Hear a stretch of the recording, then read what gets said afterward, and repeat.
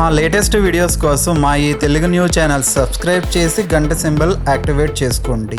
రేపు బుధవారం సాయంత్రం 5:30 నుండి 6 మధ్యలో గుమ్మం ముందు ఇవి చల్లితే చాలు, తెల్లవారేసరికి మీ ఇంట్లో కనకవర్షం కురుస్తుంది. మీ ఇంట్లో నుండి కష్టాలు బాధలన్నీ కూడా వెళ్ళిపోతాయి. కన్నీళ్లు దరిద్రాల నుండి మీకు చక్కటి విముక్తి కలుగుతుందని పండితులు చెప్తూ ఉన్నారు. బుధవారం అనేది బుధుడికి ఎంతో ఇష్టమైన రోజు. ఈ రోజు అందరూ వినాయకుడికి పూజలు చేస్తూ ఉంటారు. అయితే ఈ బుధవారం రోజున గుమ్మం ముందు ఈ గింజలను చల్లితే చాలు, రాత్రికి రాత్రే మీ జీవితం మారిపోతుంది అని శాస్త్రాలు చెప్తూ ఉన్నాయి. నిజానికి మన హిందూ సాంప్రదాయంలో గుమ్మానికి ఎంతో ప్రాధాన్యత ఉంది. గుమ్మం లక్ష్మీదేవితో సమానమని అంటూ ఉంటారు మన పెద్దలు. అందుకే గుమ్మంను తొక్కవద్దు, గుమ్మంపై కూర్చోకూడదని పెద్దలు చెప్తూ ఉంటారు.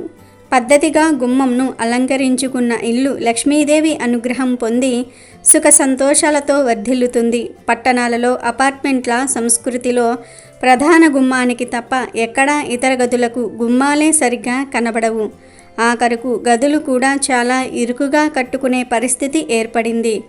అసలే గదులు ఇరుకు, పైగా వాటికి గుమ్మాలు కూడా ఎందుకు దండగా అనే పరిస్థితి వచ్చేసింది.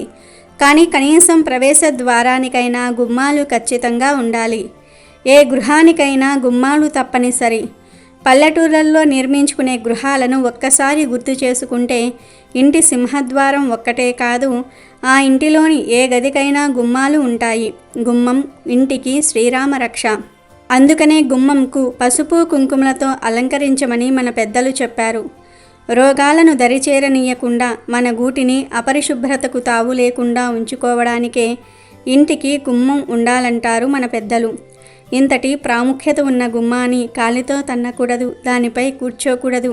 ఎవరికైనా ఏదైనా వస్తువు లేదా డబ్బు ఇచ్చేటప్పుడు ఇవతల ఉండి అవతలి వారికి ఇవ్వకూడదు. అది శుభసూచకం కాదని పెద్దలు చెప్తూ ఉన్నారు. స్త్రీలు గడప మీద కూర్చుని కన్నీరు పెట్టుకోకూడదు. ఇంటి గుమ్మంపై కూర్చొని ఎలాంటి పద్ధతుల్లో కూడా భోజనం చేయకూడదు. అదేవిధంగా గుమ్మం దగ్గర గోర్లు కూడా కత్తిరించకూడదు. చాలామంది గుమ్మంపై కూర్చొని తలదువ్వటము, పూలు మాల కట్టుకోవటం చేస్తూ ఉంటారు. పొరపాటున కూడా అలా చేయకూడదు. గుమ్మంపై తలపెట్టి నిద్రించకూడదు. ఇలా చేయటం వల్ల లక్ష్మీదేవిని అవమానపరిచినట్లు అవుతుంది.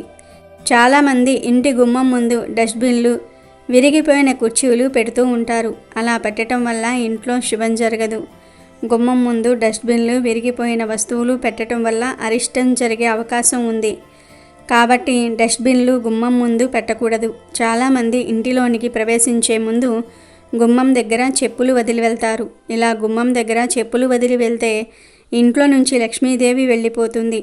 మెయిన్ డోర్ గుమ్మం పైన మనీ ప్లాంట్ మొక్కను పెంచకూడదు. లక్ష్మీ కటాక్షం తగ్గిపోతుంది. గుమ్మం లక్ష్మీ స్వరూపం గనుక గుమ్మం దగ్గర ఈ తప్పులు చేయకుండా అందరూ జాగ్రత్తగా ఉండండి. ప్రత్యేకించి బుధవారం రోజు గుమ్మం ముందు ఇవి చల్లితే చాలు, మీ జీవితం మారిపోయి మీ ఇంట్లో కనకవర్షం కురుస్తుందని శాస్త్ర పండితులు చెప్తూ ఉన్నారు.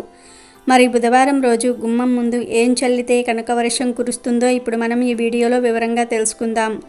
అంతకన్నా ముందు ఆశ్రయం ఇచ్చిన వాడి విషయంలో ఆశ్రయం పొందిన వాడు ఏ విధంగా నడుచుకోవాలో తెలిపే ఒక పురాణ కథను విందాం. కురుక్షేత్ర యుద్ధం ముగిశాక శరతల్పం మీద పడుకొని ఉన్న భీష్ముడు ధర్మరాజు అడిగిన అనేక ప్రశ్నలకు సమాధానాలు చెప్పి అతన్ని శాంతపరుస్తాడు. ఆ సందర్భంలోనే ధర్మరాజు ఆశ్రయం ఇచ్చిన వాని ఎడల ఆశ్రయం పొందినవాడు ఎలా నడుచుకోవాలి అని భీష్ముడిని అడుగుతాడు. దానికి సమాధానంగా భీష్ముడు ఒక కథ చెప్తాడు. అది మహాభారతం అనుశాసనిక పర్వం ప్రథమ శ్వాసంలో ఉన్నది. అనగనగా కాశీ రాజ్యంలో ఓ వేటగాడు ఉండేవాడు. అతను తన బాణాలకు విషం రాసి వాటితో జంతువులను వేటాడేవాడు. అలా ఓ రోజు వేటగాడు యథావిధిగా సమీపంలోని అడవికి చేరుకున్నాడు. అడవి లోపల అడుగు పెట్టగానే అతనికి లేన్ల గుంపు కనిపించింది. వెంటనే వాటికి గురి చూసి బాణాలు వదిలాడు. వేటగాడి దూరదృష్టి ఏమో లేళ్ల అదృష్టమో గాని అతని బాణాలన్నీ కూడా గురి తప్పాయి. వాటిల్లో ఒక బాణం పోయి నేరుగా ఒక చెట్టులోకి దిగబడిపోయింది. బాణం కొసకి విషం ఉండటం వల్ల చెట్టు మాడిపోవటం మొదలుపెట్టింది. చెట్టుకు ఉన్న ఆకులన్నీ రాలిపోయాయి. పండ్లు చెట్టు మీదనే కుళ్ళిపోయాయి. కాండం యావత్తూ ఎండిపోయింది. ఆ చెట్టు త్వరలో ఒక చిలుక నివాసం ఉంటుంది. చిన్నప్పటి నుంచి ఆ చిలుక ఆ చెట్టులోనే ఉంటుంది. దానికి ఆ చెట్టు అంటే చాలా అభిమానం. దాంతో ఆ చెట్టు ఎండిపోతున్న చెట్టును వీడి పోయేందుకు దానికి మనసు ఒప్పుకోలేదు. నిద్రాహారాలు లేకుండా ఆ త్వరలోనే బాధపడుతూ కాలం గడపసాగింది చిలుక. ఒక్కో రోజు గడవసాగింది. కానీ చిలుక మాత్రం తన పంతాన్ని వీడలేదు. ఆకలి దప్పులతో అలాగే కాలాన్ని వెళ్లదీస్తోంది. తన సుఖ దుఃఖాలలో భాగమైన చెట్టు అలా మూడుబారిపోవటం చూసి దానికి ఆకలే వేయటం లేదు. చెట్టు పట్ల చిలుకకు ఉన్న అభిమానం ఇంద్రుడి వరకు పాకింది. దాంతో స్వయంగా ఆయనే మానవ రూపాన్ని ధరించి చెట్టు దగ్గరకు వచ్చాడు. నీకు నీడనిచ్చిన చెట్టు పట్ల చూపిస్తున్న విశ్వాసం అనితర సాధ్యం. కానీ మేడువారిన చెట్టునే ఆశ్రయించి పచ్చటి నీ జీవితాన్ని ఎందుకు పాడు చేసుకుంటున్నావు? ఈ చెట్టు మీద ఉండే నీకు పండ్లు కాదు కదా, ఆకులు కూడా దక్కవు. ఈ విశాలమైన అడవిలో నువ్వు జీవనం సాగించేందుకు మరో చెట్టే దొరకలేదా? నా మాట విని అందవిహీనంగా మారిన ఈ చెట్టును వీడి మరో చెట్టు చూసుకో అని సూచించాడు. తన దగ్గరకు వచ్చిన మనిషి రూపంలో ఉన్నవాడు ఇంద్రుడని చిలుక గ్రహించింది. దాని ఆత్మ సౌందర్యం స్వచ్ఛమైంది కదా, అందుకే అయ్యా, మీరు ఇంద్రుడన్న విషయం నాకు తెలుసు. కానీ నేను ఈ చెట్టును వీడే ప్రసక్తే లేదు. ఈ చెట్టు మీదనే నేను పుట్టాను. దీని మీదే నేను ఎన్నో మంచి విషయాలు నేర్చుకున్నాను. ఈ చెట్టు నన్ను కన్న బిడ్డలా కంటికి రెప్పలా కాపాడుకుంది. ఎండావానల నుంచి, ఆకలి దప్పుల నుంచి, శత్రువుల చూపు నుంచి నన్ను రక్షించింది. ఇలాంటి చెట్టును కష్టకాలంలో వీడి నేను ఎక్కడికి పోగలను? మనుషులు సంశయంలో ఉంటే దేవతలు వారిని సమాధానపరుస్తారు. కానీ మీరు దేవతలై ఉండి కూడా నా నిశ్చయాన్ని మార్చాలని ఎందుకు చూస్తున్నారు అని చెప్పుకొచ్చింది చిలుక. నిబద్ధతకు, విశ్వాసానికి ఇంద్రుడికి నోటమాట రాలేదు. నీలాంటి చిన్న జీవికి కూడా ఇంత గొప్ప వ్యక్తిత్వం ఉండటం ఆశ్చర్యం కలిగిస్తుంది. నీ నేస్తం పట్ల విశ్వాసానికి మెచ్చాను. ఏదన్నా వరాన్ని కోరుకో అంటూ అభయమిచ్చాడు. అప్పుడు చిలుక, అయ్యా, దయచేసి నన్ను ఈ చెట్టును వేరు చేయకండి. మీరు నిజంగా ఏదన్నా వరాన్ని ప్రసాదించాలనుకుంటే ఈ చెట్టు మళ్ళీ చిగురించేలాగా, పండ్లు పుష్పాలతో కలకలలాడేలాగా దీవించండి అంటూ వేడుకొంది. చిలుక మాటలకు మురిసిపోయిన ఇంద్రుడు ఓ 4 చుక్కల అమృతాన్ని ఆ చెట్టు మీద చిలకరించగానే అది మళ్ళీ జీవం పోసుకుంది. ఇక తను చేసిన మంచి పనికి ఆ చిలుక కూడా చనిపోయాక స్వర్గం చేరుకుంది. చిలుకకు చెట్టు మీద ఉండే భక్తి, దయ, కృతజ్ఞతా భావం మెచ్చుకోదగ్గవి. పూర్వం ఆ చెట్టు బాగున్నప్పుడు దానిని ఆశ్రయించుకుని జీవించిన సంగతి చిలుక మర్చిపోలేదు. చాలామంది మనుషులు ఇతరులు చేసిన మేలు మర్చిపోయి ప్రవర్తిస్తూ ఉంటారు.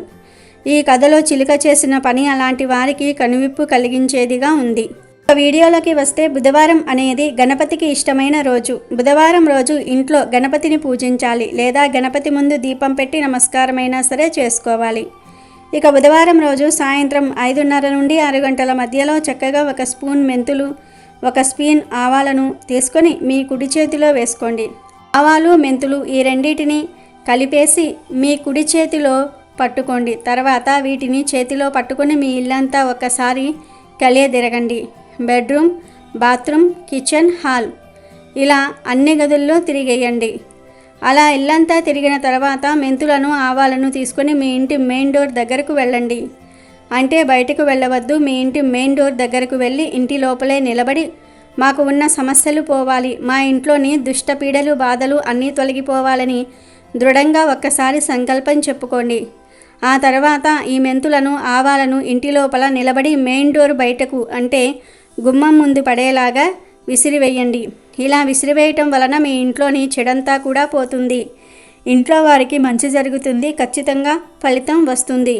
ఇలా పడేసిన మెంతులను, ఆవాలను మరుసటి రోజు ఉదయం వరకు ఎవ్వరూ తొక్కకుండా అలా వదిలివేయండి. మళ్ళీ మరునాడు ఉదయం నిద్రలేచిన తర్వాత ఈ మెంతులను, ఆవాలను గుమ్మం ముందు నుంచి తీసేసి డస్ట్బిన్లో పడవేయండి. ఇలా చేస్తే లక్ష్మీదేవి అనుగ్రహంతో మీకు ఉన్న కష్టాలన్నీ కూడా పోతాయి.